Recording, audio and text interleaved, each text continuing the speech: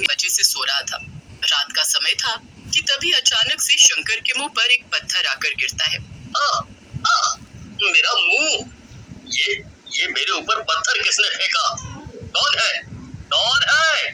दिन दहाड़े किसका इतना दिमाग खराब है? हे भगवान, ये क्या हो रहा है? पानी और बर्फ का तो पता था, पर ये पत्थर की बारिश कब से होने लग गई?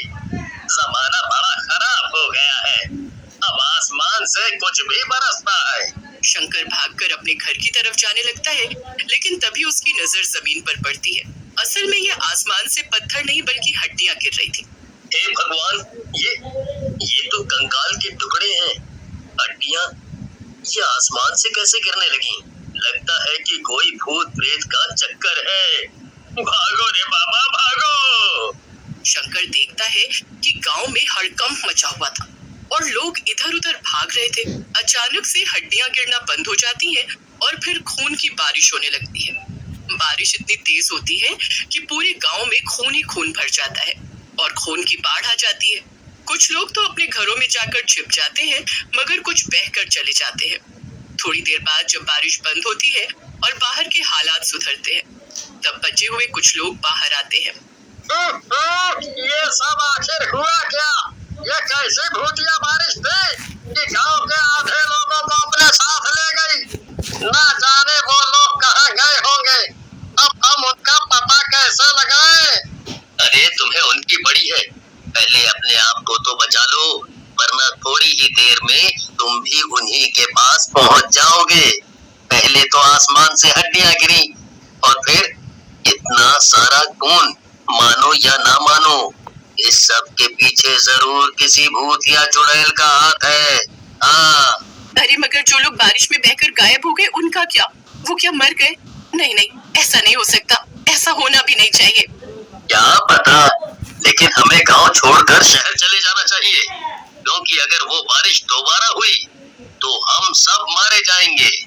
बाकी सब बचे हुए गांव वाले शंकर की बात से सहमत हो जाते हैं, मगर एक औरत जिसका नाम ज्योति था वो कहती है, नहीं, हम गांव छोड़कर कैसे जा सकते हैं?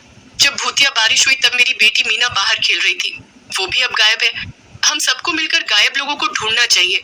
हम ऐसे कैसे उन्हें जाने दे सकते हैं? हाँ, तुम एकदम ठीक कह रही हो। मेरी गाय भी लापता है, मैं उसे ऐसे मरने के लिए तो नहीं छोड़ सकती हूँ ना। अरे लेकिन वो सब गायब नहीं हुए, वो सब तो... नहीं, इसके आगे कुछ मत कहना।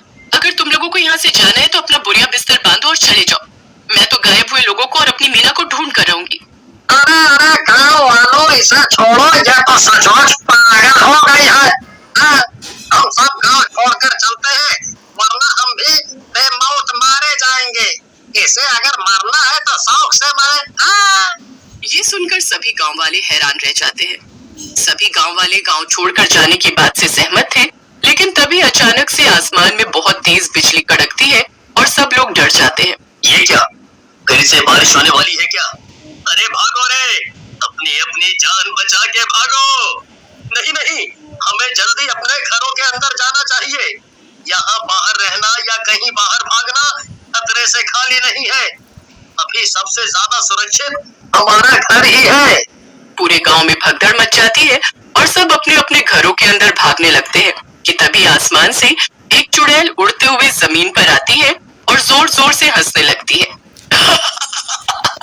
मैं हूँ बारिश करवाने वाली चुड़ैल, और अब मैं तुम सब बचे हुए लोगों को भी खत्म कर दूंगी।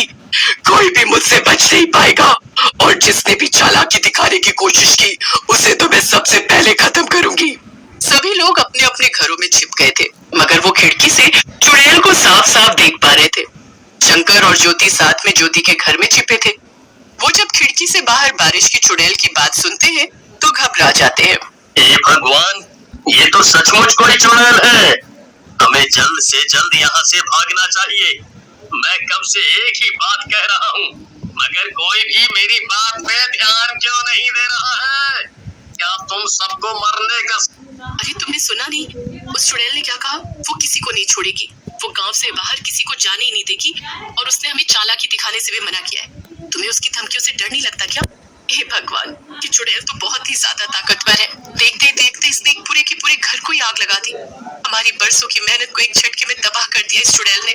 मैं तो पहले ही कह रहा था कि हम सब यहाँ से भाग जाते हैं। तो तुम इतने मतलबी कैसे हो सकते हो?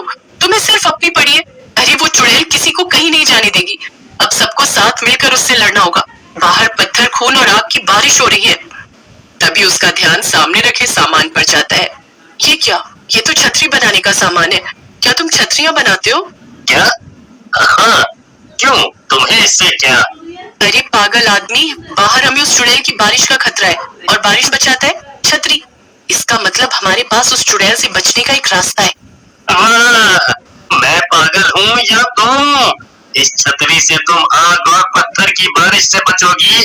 पहले तो वो चुड़ैल तुम पर हंसेगी और फिर तुम पे पत्थर बरसा बरसा के तुम्हें मार डालेगी।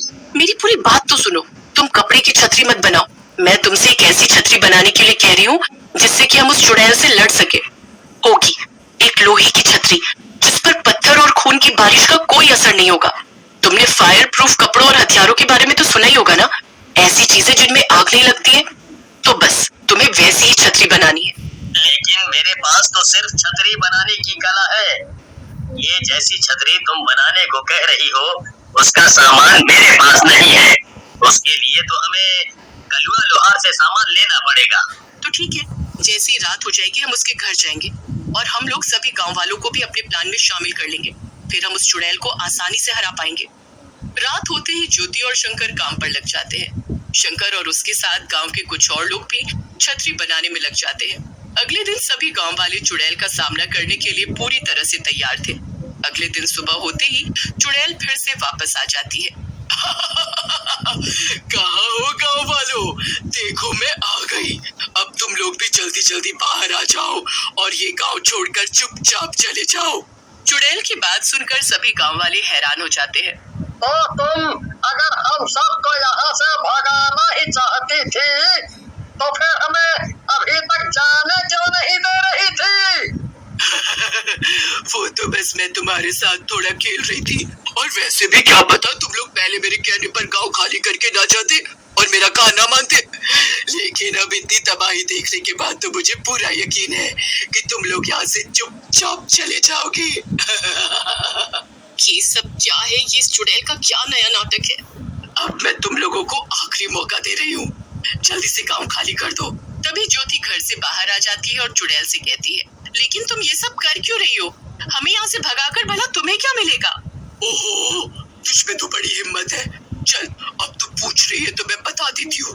दरअसल मैं ये सब इसलिए कर रही हूँ क्योंकि बरसों से मैं यहाँ वहाँ भटक रही हूँ और अभी तक मुझे कोई भी ऐसी जगह नहीं मिली है जहाँ मैं अपना घर बना कर रह सकूँ। मगर ये जगह मुझे बहुत पसंद आ गई है और इसलिए मैंने ये तय कर लिया है कि मैं यहीं रहूंगी। नहीं, हम कहीं नहीं जाएंगे। ये हमारा घर है। कोई यहाँ से जाएगा तो वो हो तुम। अच्छा ठीक है, तो अब जो कुछ भी होगा उसकी जिम्मेदार तुम खुद होगी। इतना कहकर चुड़ैल फिर से अपनी भूतिया बारिश चालू कर देती है। लेकिन अब कोई भी उससे नहीं डरता है क्योंकि शंकर ने अपने बनाए हुए छाते सब लोगों में बांट दिए थे। देख लिया ना चुड़ैल की बच्ची, हम तुमसे नहीं हारेंगे। अब तुम्हें यहाँ से जाना ही होगा क्योंकि अब तुम हम सबसे हारने वाली हो। अरे नहीं, ये सब क्या हो रहा है? अब मैं क्या करूंगी? कैसे इन लोगों को यहाँ से भगाऊंगी? नहीं नहीं नहीं, मैं हार नहीं सकती। इतना ही नहीं, ज्योति ने अपनी सूझबूझ का इस्तेमाल करके शंकर से एक बड़ा सा बक्सा भी बनवाया था। गांव वालों, यही मौका है। जल्दी से उन नंगारों को इस चुड़ैल पर फेंक दो और इसका सारा खेल खत्म करो। इसने हमें बहुत परेशान कर लिया है। अब इसकी बारी है। सही मौका पाते ही लोग चुड़ैल पर उन नंगारों को फेंक देते हैं और चुड़ैल जलन के मारे तड़प उठती है। देखते ही देखते चुड़ैल उन अंगारों से जलकर राख हो जाती है और ज्योति की समझदारी के कारण आज सभी गांव वाले बच जाते हैं। थोड़ी दूर ढूंढने के बाद उसे अपनी बेटी और बाकी के लोग भी मिल जाते हैं। चुड़ैल ने उन्हें घने जंगलों में बांध कर रखा हुआ था। इसके बाद वो सभी लोग वापस पहले की तरह खुशी खुशी रहने लगे।